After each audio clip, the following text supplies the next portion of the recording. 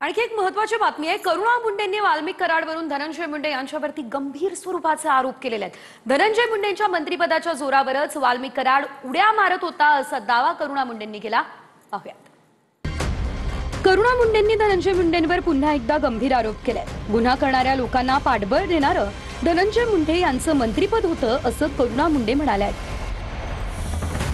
धनंजय मुंडेंच्या मंत्रिपदाच्या जोरावरच वाल्मिक कराड उड्या मारत होता असा दावा करुणा मुंडेंनी केलाय। परळीमध्ये अजूनही खंडणी गोळा करणं, जमीन हिसकावणं, नकली दारू तयार करणं असे उद्योग सुरू असल्याचा आरोप करुणा मुंडेंनी केलाय।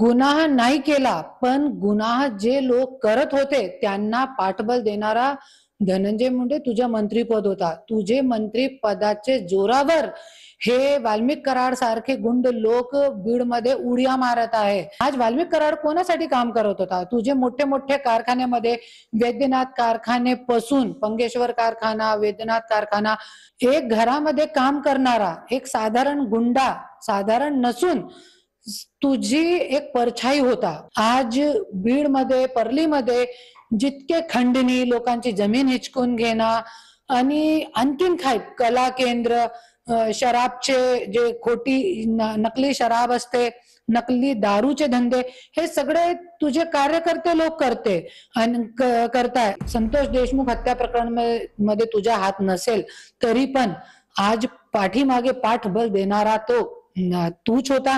हे वाल्मिक कराड सगळ्यांची जमीन हिचकून घेणं, खंडणी, कला केंद्र, नकली दारूचे धंदे, हे सगळे तुमचे धंदे होते। तुमचे परलीमध्ये खूप महिला विधवा आहे, खूप महिलांची कोख उजळलेली आहे आणि तू म्हणता माझी काय चुकी नाहीये। सगळ्यांची मोठी चुकी तुझी।